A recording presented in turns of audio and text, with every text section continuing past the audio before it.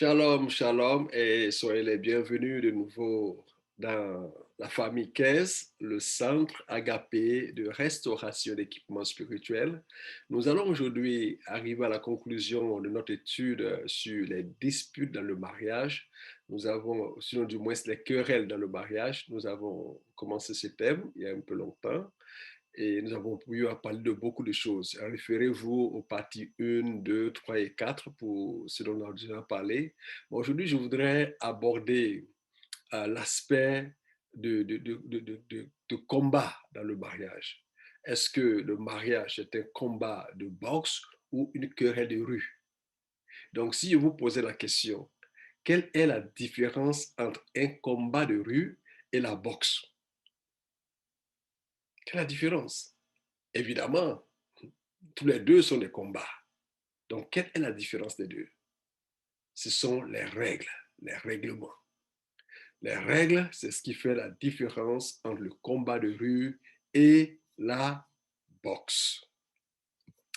Il y a un d'entre les deux pour lesquels tu peux être payé.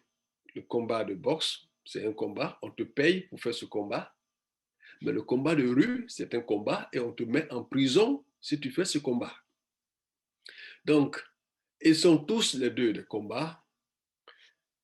De la même manière, dans le mariage, il y aura toujours des querelles, il y aura des disputes, mais dans le mariage, nous ne faisons pas des combats de rue. On fait plutôt des combats de boxe. Ça ne veut pas dire qu'il faut porter des gants et puis boxer son mari, bien boxer sa femme. Non, c'est juste une image que je présente comme une comparaison. Donc, quand je dis que dans le mariage, nous faisons un combat de boxe, je veux dire qu'il y aura des règles. Donc, vous savez que dans la boxe, il y a un ring. On ne bosse pas partout. Donc, les querelles dans le mariage ne doivent pas se transmettre partout, dans tous les lieux, à l'église, dans la rue, au marché, à l'école, au travail, partout. Vous devez donc définir votre espace. Souvent, si vous faites vous le faites correctement, vous allez voir que les enfants vous diront, mais on est surpris. Vous n'avez jamais entendu disputer papa et maman, c'est bien, vous n'avez jamais de problème, jamais d'histoire. Ah, mais c'est pas vrai. Il y a des histoires, il y a des querelles, mais c'est parce que ces querelles-là se passent dans le ring et les enfants ne sont pas là pour assister. Donc, vous devez définir, ne pas envoyer vos querelles dehors. Vous devez euh, comprendre que le problème avec la plupart d'entre nous, c'est qu'on ne sait pas où se quereller. Dans la voiture, on se querelle. Dehors, on se querelle. Et souvent, même dans la cour de l'église, avant de commencer à aller adorer Dieu, on se querelle. Ou bien à la sortie de l'église, on se querelle. Vous devez définir votre espace. Dans la bourse, ils portent des gants. Et ces gants-là, c'est afin que les coups soient amortis, les coups soient atténués. Et ils ne continuent pas à se battre, à se battre, à se battre, à se battre à ne point en finir. Ils se battent pendant 3 minutes, ils prennent une pause et chacun va dans son coin pour réfléchir. Comment est-ce que je vais faire? Quelle stratégie je dois encore développer? Qu'est-ce que je vais faire la prochaine fois? Et après qu'ils aient fini tous les rounds de la boxe, ils s'arrêtent. Le combat est fini. Donc, il doit y avoir des règles dans nos disputes. En boxe, par exemple, tu ne peux pas frapper en bas de la ceinture. Donc, quelle que soit la manière dont tu es fâché, il y a des mots que tu ne dois pas utiliser dans une dispute de foyer. Vous disputez le plus souvent au sujet de vos valeurs ou de vos attentes non réalisées, comme on l'a vu au début. Mais les disputes au niveau du foyer ne doivent pas être au sujet de vos personnalités. Ce n'est pas parce que l'autre personne est stupide ou idiote, c'est simplement parce qu'il a un point de vue différent. Et son point de vue qui est différent, il valorise son point de vue. Dans le livre de Matthieu, le chapitre 5, je vais le trouver pour le lire rapidement. Matthieu, le chapitre 5, le verset 22, Jésus s'adressant aux disciples, il disait, mais moi, je vous dis que quiconque se met en colère contre son frère mérite d'être puni par les juges. Que celui qui dira à son frère Raka mérite d'être puni par le Sanhédrin. Et que celui qui dira insensé mérite d'être puni par le feu de la géhenne, le feu de l'enfer. Donc, Jésus dit, les insultes ne sont pas tolérées. Les insultes ne sont pas tolérées. Dire à son frère, à sa soeur, imbécile, ça mérite d'être puni par le Sanhédrin. Et lui dit que tu es idiot, tu es insensé, tu es irréfléchi, ça mérite d'être jeté à l'enfer. Donc, si nous disputons, nous devons faire attention aux propos que nous utilisons, le langage que nous utilisons. Le plus souvent, nous ne sommes que dans des disputes d'opinion. Donc, en disputant d'opinion, tu ne vas pas aller traiter l'autre d'une personne qui ne réfléchit pas. Parce que quand tu dis que la personne ne réfléchit pas, c'est comme si tu es en train de frapper en bas de la ceinture. Et cela n'est pas permis en boxe. Tu dois définir ton langage. Si vous pouvez vous disputer sans injure, vous vous en sortirez. Si vous pouvez vous disputer sans essayer de rabaisser l'autre, sans essayer de diminuer l'autre ou de la faire passer par un moins que rien, vous vous en sortirez. Quand les gens disent qu'on se dispute trop, qu'il y a trop de disputes dans le mariage, c'est parce qu'il n'y a pas de ring, il n'y a pas de durée, il n'y a pas de règles et les gens se disputent de manière malsaine. Et cette même personne à laquelle tu es marié maintenant, tu vas vivre le reste de ta vie avec cette personne-là. Donc pourquoi tu veux la détruire? Pourquoi tu veux la détruire? En lui donnant des injures, des propos vraiment qui vont détruire toute son âme et tout son être. Vous devez avoir des règles. Je ne dis pas que vous devez prendre des feuilles et puis commencer à écrire règle numéro 1, règle numéro 2, règle numéro 3. Non, ce n'est pas de ce que je dis. La plupart de ces règles-là sont des règles qui ne sont pas déclarées. Mais tu ne dois pas te mettre à insulter. Et s'il y a quelque chose auquel je voudrais vraiment encourager chacun d'entre vous, ça serait vraiment de faire l'effort d'enlever l'insulte si cela fait partie de ton langage. Utiliser des mots comme stupide, fou, sans intelligence, idiot, folle. Ce sont des mots qui ne doivent jamais, jamais, jamais faire partie de notre vocabulaire. Jamais. Tu peux dire, je n'aime pas ça. Je ne suis pas d'accord avec cela. Je n'aime pas cette manière de procéder. Mais jamais utiliser des expressions pour rabaisser, pour détruire complètement l'âme de l'autre. La Bible dit que par les paroles, on peut tuer. Et c'est de cette manière-là que nous tuons nos époux, nous tuons nos épouses. Si tu as été élevé avec des valeurs comme ça, tu dois réellement demander à Dieu de t'aider, à changer ton langage.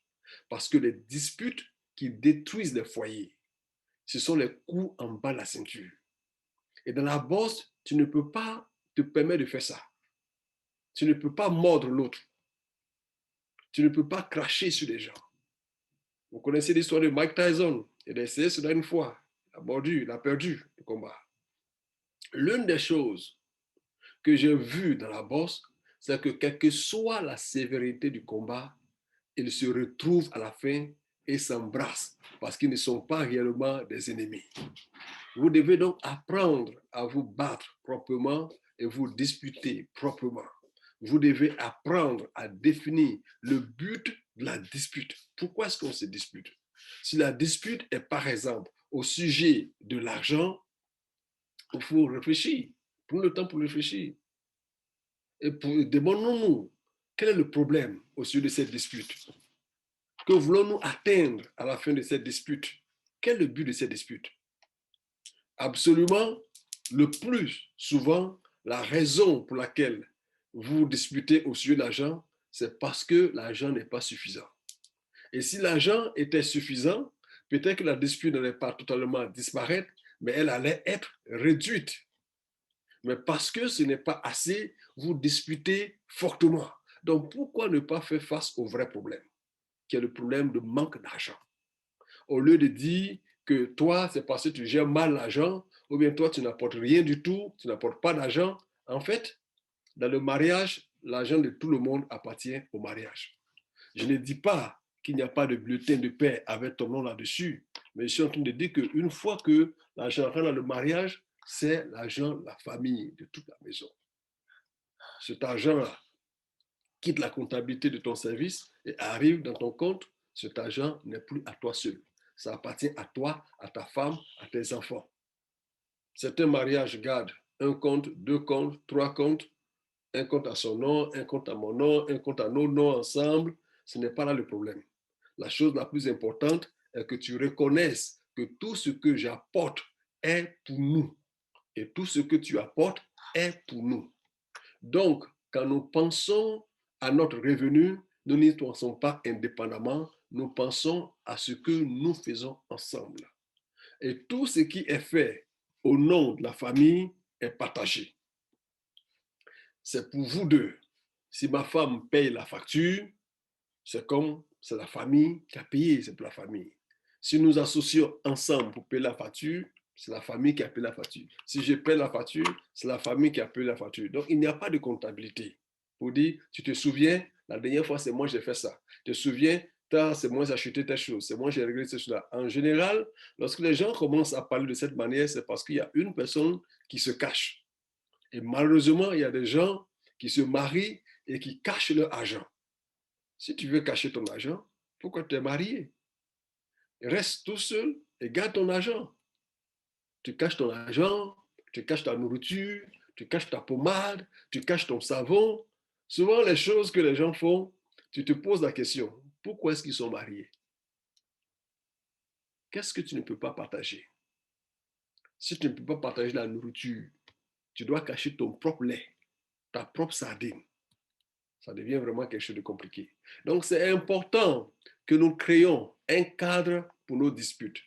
Avec le temps, dans le mariage, nous observons que nous avons moins de différences maintenant que comparé au début, comparé à peut-être 3 ans, 4 ans auparavant. Pourquoi? Parce que nous avons appris à traiter l'un avec l'autre. Les situations qui auraient dû créer des disputes ne créent plus de disputes parce qu'on a appris à discuter, on a appris à négocier et cela fait que on s'est demandé gentiment et cela ne créa plus d'offense.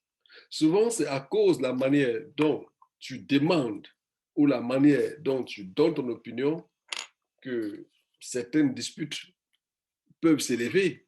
Mais lorsque tu apprends à demander gentiment, ça règle beaucoup de situations. Par principe, vous devez déterminer la durée de vos disputes. Parce que si vous avez une dispute aujourd'hui et vous ne vous parlez pas aujourd'hui, vous n'allez pas vous parler demain et vous ne vous parlerez pas le jour suivant. Et vous pouvez passer 3 jours plus tard sans que vous ne commenciez à vous parler. Souvent, vous allez vous trouver des couples qui ne se parlent pas pendant une semaine au sujet de quelque chose qui s'est passé il y a une semaine de cela. En fait, les deux veulent parler, mais ils ne savent pas qui doit parler d'abord. Parce que quelqu'un veut garder son image. Donc le problème est gardé après une semaine, après 2 semaines, et souvent la source du problème, ce n'est rien d'important. Mais ils n'ont pas parlé le premier jour, ils n'ont pas parlé le deuxième jour, ils n'ont pas parlé le troisième jour, et le problème est resté ainsi. Ils essayent, quand c'est comme ça, de prouver tous qu'ils sont indépendants, je n'ai pas besoin de l'autre, je n'ai pas besoin de l'autre, mais les deux ont besoin de se parler. Donc, définissez la durée de vos disputes. Si c'est 3 minutes, après les 3 minutes, réconciliez-vous et parlez. Les gens demandent souvent, mais s'il y a beaucoup de dommages qui ont été causés, si on a utilisé des expressions qu'on n'a pas utilisées, et maintenant que l'autre est blessé, qu'est-ce qu'il faut faire? Il y a ce qu'on appelle les excuses. Les excuses existent, il faut s'excuser.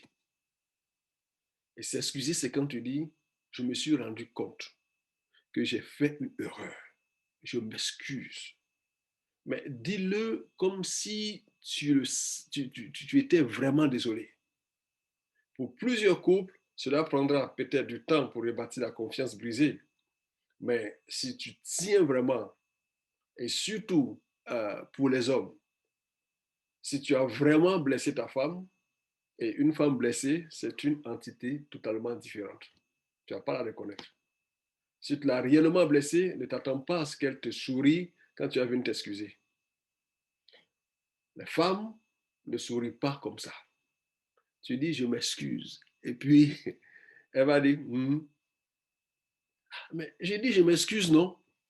Hmm. Elle ne cherche pas des paroles. À ce niveau-là, elle cherche des actions.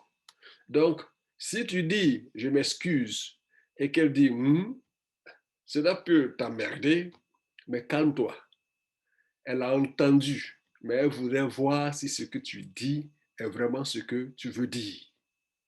Ça prendra du temps pour que le devienne oh mon chéri. Tu devras donc prouver encore et encore qu'elle peut te faire confiance. Surtout pas de précipitation. En conclusion, je voudrais vous dire que les disputes sont normales. Elles ne devraient pas être trop. Et il doit avoir des règles. Et si vous définissez les règles et marchez selon elles, vous vous en sortirez. Les disputes ne vont pas détruire votre mariage, mais elles vous aideront à développer vos individualités comme personne et elles vous aideront à vous comprendre l'un et l'autre.